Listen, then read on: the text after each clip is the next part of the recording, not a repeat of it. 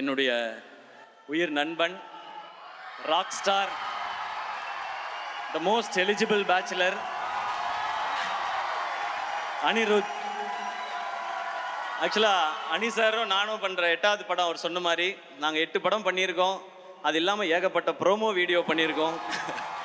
But இந்த இந்த experience வந்து எங்கள் 2 பேருக்குள்ளே இருக்கிறது வந்து ஒரு ஹீரோ, மியூசிக் டைரக்டர், ஒரு ஆர்டிஸ்ட், டெக்னீஷியன் அப்படி இருந்ததே கிடையாது. இது என்றைக்குமே அந்த அந்த ஃப்ரெண்டுன்றதுக்கும் ஒரு ஸ்டெப் மேலேன்னு நினைக்கிறேன். எனக்கு அவர் அவ்வளோ பிடிக்கும். எதிர்நீச்சல் ஹிட் ஆனப்போ நான் போய் அவர்கிட்ட சொன்னேன், சார் பாட்டெல்லாம் பயங்கரமாக போட்டிங்க, ஆல் காலேஜ் கேர்ள்ஸ், ஃபாரின் எல்லா பக்கமும் என்னை கொண்டு போய் சேர்த்துட்டீங்கன்னு. அவர் அவ்வளோ ஸ்வீட்டாக திரும்ப ஒரு பதில் சொன்னார், இல்லை சார் நீங்கள் தான் என் பாட்டை கொண்டு போய் பிஎன்சியில் சேர்த்துருக்கீங்கன்னு சொன்னார். எல்லோரும் கேட்பாங்க உங்கள் 2 பேர் காம்பினேஷனோட சக்ஸஸ்க்கு என்ன ரீசன்னு. இதுதான் ரீசன். நான் அவர் தான் காரணம்னு சொல்லுவேன், அவர் என்ன தான் காரணம்னு சொல்லுவார். பட் முழு காரணம் அந்த ஆள் மட்டும்தாங்க. நமக்கு என்ன தெரியும் பாட்டை பற்றி?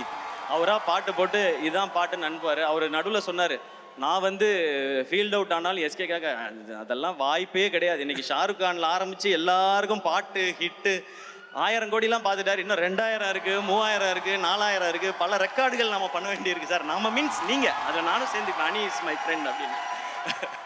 ஸோ நீங்கள் உங்களோட மியூசிக் அது கொடுக்குற எனர்ஜி நாங்களாம் அடிக்கடி சொல்லுவோம். எல்லாருமே கேட்குறாங்க, ஏன் அனி இன்னும் கல்யாணம் பண்ணிக்க மாட்டேன்றாருன்னு. நாங்களும் கேட்டிருக்கோம்.